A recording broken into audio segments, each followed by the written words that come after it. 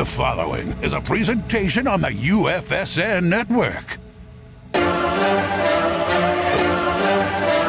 Welcome to the UFAFL Nation.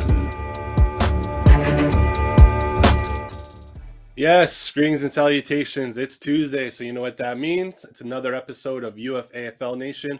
Welcome in. I am your host, Michael Skrzyniak. Going to recap a crazy Week 12 in the NFL. But first, before that, we're going to get to DJ Myers. He's waiting on the line, general manager of the Heat Wave, who definitely making waves in the UFAFL. And then after that, we'll get to the NFL recap. We're going to get to the UFAFL recap as well. Stock up, stock down. My best bets, Legion making me good again on my best bet segment, so I can't wait to get to that. You guys can follow me on Twitter at MichaelSKRZ. You can follow the league as well at the UFAFL. And the scouting department there, UFAFL_scouting, headed up by our boy Jamie Thomas. Does a great job with that.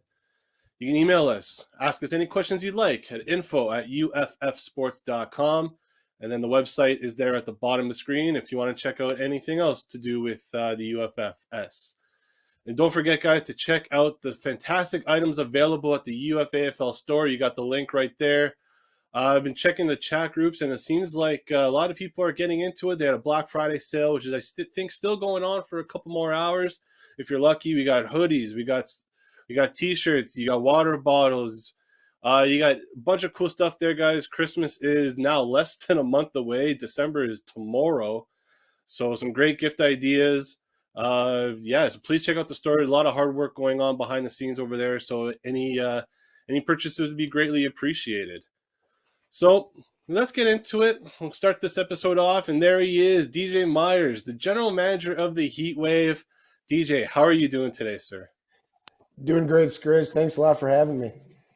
No problem, man. So coming off a big win over the Legion, you ended their winning streak, and now you guys are actually winners of 8 in a row yourself. You're first in the league in total points scored. You must be feeling pretty good about the squad. Yeah, I think we did a pretty good job as a team trying to build some depth, and I think that's kind of showing. We've dealt with a lot of injuries this year.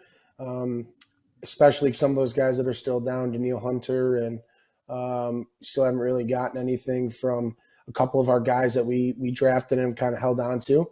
But we were able to make some good acquisitions before the trade deadline, and I think that's kind of what's kind of sprung us here the last couple of weeks with tough battle against the Legion this week, and had the Gridiron Seals week before, which was an absolute barn burner. So I think we feel like we're in pretty good shape right now.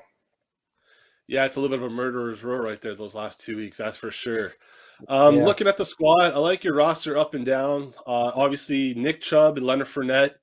FOUR-nette you must be ecstatic with his production. I believe right now he's the RB7 he's RB7 in most home leagues. Devontae Adams, obviously a stud. And then Chandler Jones from the Cardinals, Max Crosby from the Raiders, guys that are just putting up double-digit points every week. Going into the off season, is there any spot on the roster that you would be looking to improve on?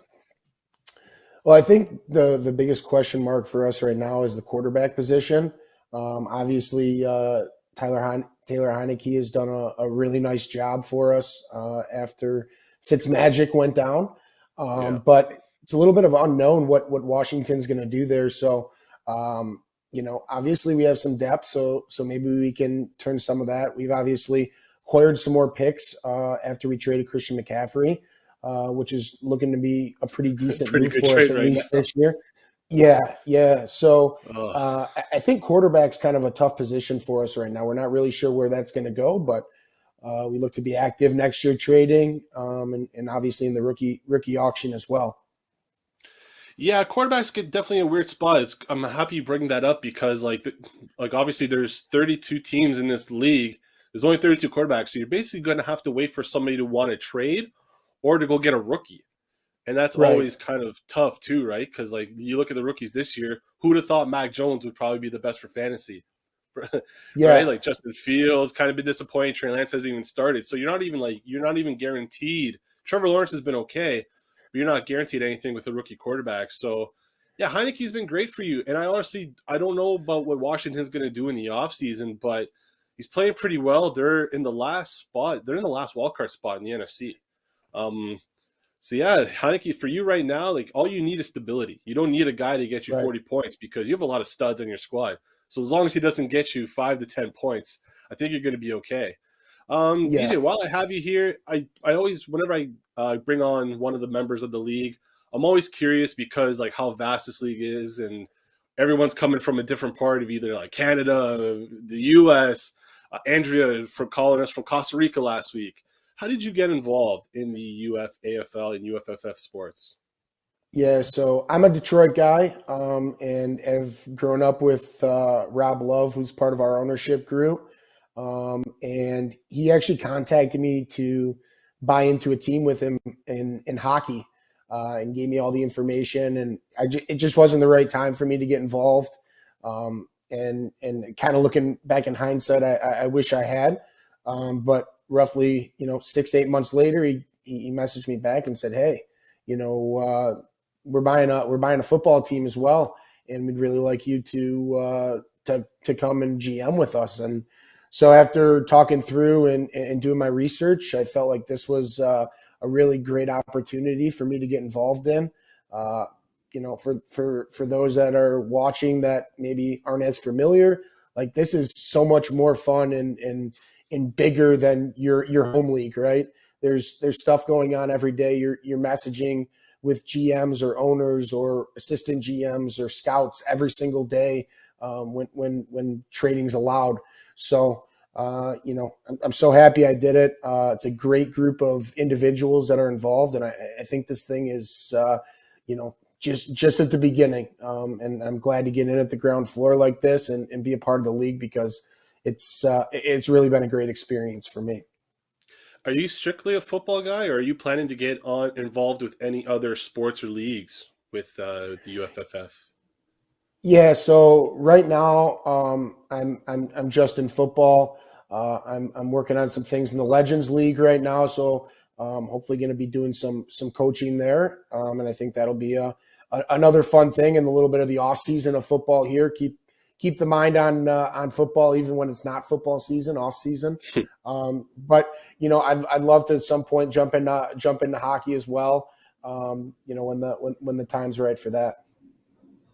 Wonderful, man. Well, whenever I get back to Detroit, I'm going to have to just take the 401. It's only a couple hours from here. I got a couple buddies in Michigan, so hey, maybe next year I'll come down for a Lions game. We'll have to see if the Titans play the Lions next year, and I'll have to hit you up one day.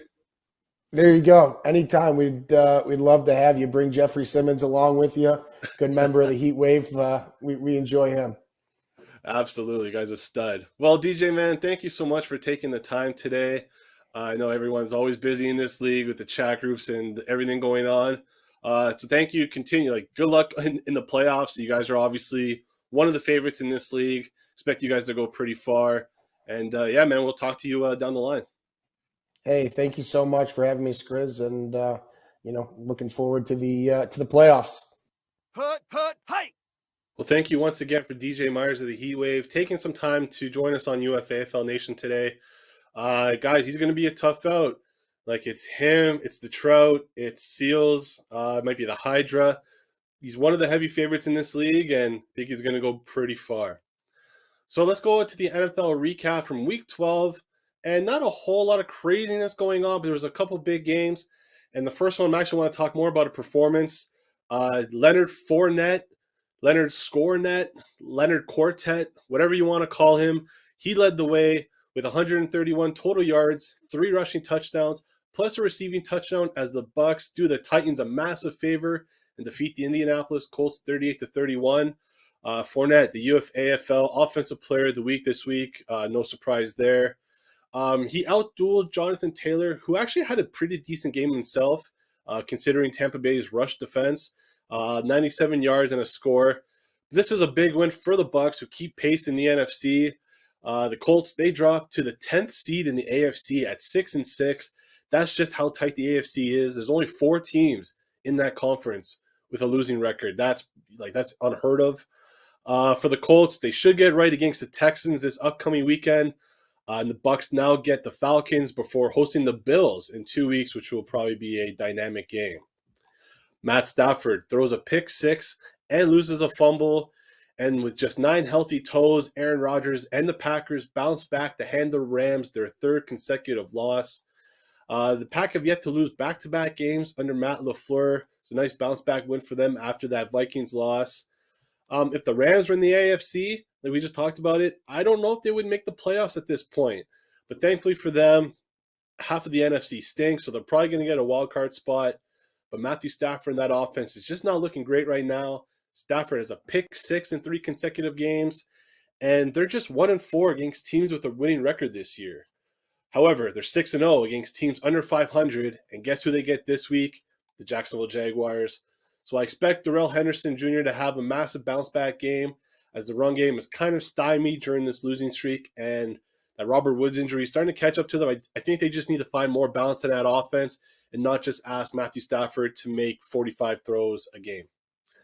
And then the Raiders win a thriller over the Cowboys on American Thanksgiving, and the Broncos cause fits for Justin Herbert and the Chargers as the AFC West stays real tight. The Broncos, Chargers, and Raiders are all a game back of the 7-4 Chiefs for the division lead. Now the Chiefs are coming off a bye this week. Chargers currently occupy the last wildcard spot in the AFC, but this upcoming week, they got a massive game against the Cincinnati Bengals, who just dummied the Pittsburgh Steelers. So that should be a good one. Vegas, they host Washington, who are coming off a victory Monday night against the Seahawks.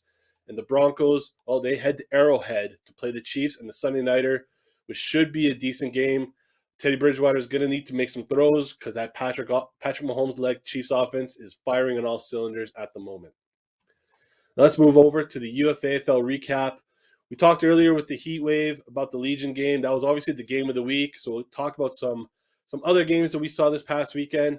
The Bills tandem of Josh Allen and Stephon Diggs feasted in New Orleans on Thanksgiving, helping the Gridiron Seals bounce back with a win over the CanWest Gladiators. This matchup was pretty close considering the Seals are the better team on paper. But the Seals, their depth just once again takes over. They got contributions from Titans like 5th-string running back Deontay Foreman. He had over 100 yards. They got 2 touchdowns from their tight end spot, and they got 4 double-digit performances from their linebacking core. The Seals keep pace with the Tiger Sharks, who win again, and luckily for the CanWest Gladiators, the Legion loss keeps them just a game back for the division lead. And despite a lack of a quarterback, the Blitz, they hammer the Hammerheads for their 4th win in a row.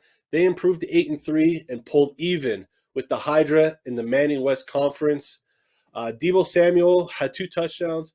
He's the wide receiver 2 on the season, but he's actually going to miss the next 1 to 2 games, they're thinking, with a strained groin that he suffered against the Vikings. The 49ers beat Minnesota this weekend. They also got contributions from Miami's Jalen Phillips, who had 3 sacks, and actually is the UFAFL Defensive Player of the Week. So congrats to Jalen and the Blitz for that accomplishment. And then they also got a pick. They had Mike Minter, Cincinnati safety, who got a pick 6 against his former team, the Steelers. The Blitz are looking pretty good. They look to keep it going when they take on the 2-9 Surf Dogs this upcoming week. And then the Timberwolves offense goes ice cold against the Red Zone Dragons. And Jalen Hurts has his worst fantasy performance for the Stormbreakers, as both of these teams suffer big upsets in Week 12. Stormbreakers fall to 6-5 and are just 1 game up on the Rage for first place in the Madden East. And the T-Wolves fall to 2.5 games back of the Paradise Blackhawks. Timberwolves are on bye this week, and we'll talk about the Stormbreakers in just a little bit. That's what we call a tease in the industry, folks. So let's move over to stock up and stock down. And I didn't really mean to do this on purpose, but I'm actually going to be talking about 2 Circus Sports Trout players in this segment. We'll start with stock up, and it's Miami Dolphins wide receiver Jalen Waddle. Now, early on in the season, when we were thinking about the rookie wide receivers, he was definitely not probably the first or second guy that you thought was going to be the top-ranked fantasy receiver from that core. But right now, he's looking really good. So the Dolphins have won 4 in a row, including that win over the Ravens. And it's because of Tua Tagovailoa in that offense that they've been playing much better since the start of the year. Tua has an 80.5 completion percentage over his last 3 weeks, which is pretty incredible.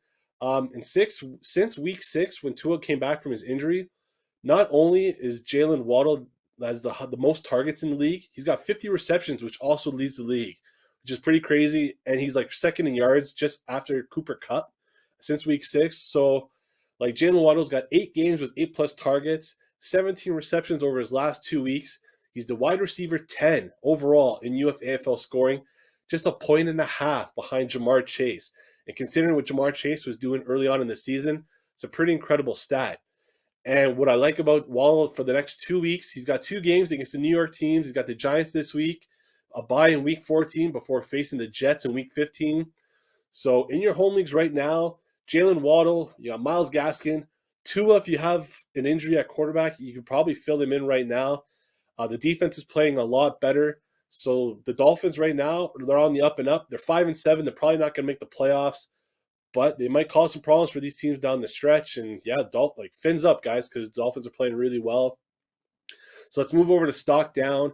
And it's another wide receiver, sticking to the AFC East.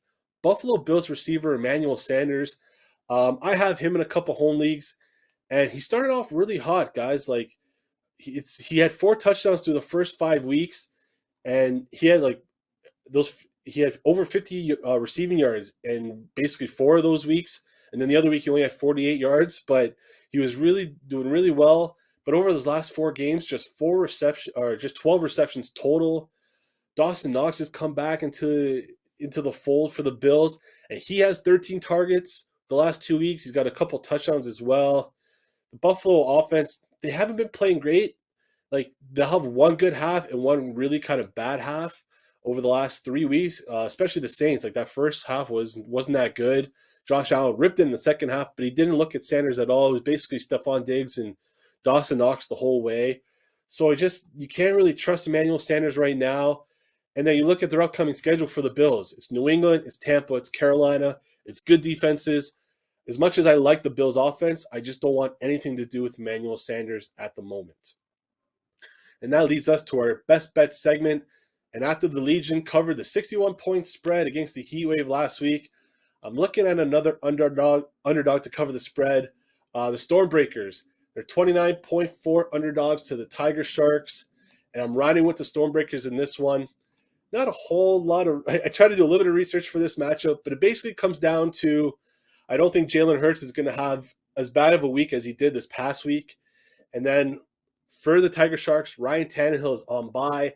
So he really didn't have A.J. Brown. Now he's not going to have Ryan Tannehill, so I don't know what he's going to do at the QB spot.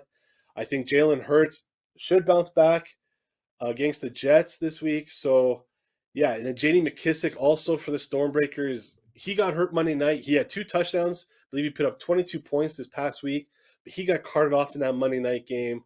So it's more like I think the Tiger Sharks are going to come a little bit down to earth, and I think the Stormbreakers just had a really, really off week, way less than their average point output for the season. So I just think that 29.4 point spread, it's a little bit too high for me, so I'm going to ride with the Stormbreakers for this upcoming week. And yeah, that does it for this episode of UFAFL Nation. Guys, thank you once again, DJ Myers, for taking the time. That was a great interview. One of the cleanest interviews, one of the best interviews I think we've had all year. Looking at the NFL schedule this upcoming week, the Bills take on the Pats in the Monday Nighter, which is probably the game of the week. We're really going to see how good the Patriots defense really is. They've gotten lucky the last couple of weeks. The Titans didn't have anybody. The Falcons were really banged up when they shut them out a couple Thursdays ago. But I think this is the big test. And these teams play each other twice over the next 3 to 4 weeks. And that's going to determine the AFC East crown. Really looking forward to that game. Baltimore, Pittsburgh, and AFC North division rival games. So that should be really fun. Pittsburgh looking to bounce back. They're 5-5-1. They're last place in the AFC North. They need a win. Denver and KC, the Chargers and Cincy. Those are the big games that I'm looking forward to this week. So thank you to Dean Millard, running the 1s and 2s behind the scenes. Darren Bates, Annie Mack, Jamie Thomas, holding it down behind the scenes as well. And for all of you guys for tuning in and for keeping the chats going nonstop, guys. I got to go charge my phone before work. So thank you for tuning in, and we'll talk to you guys next week.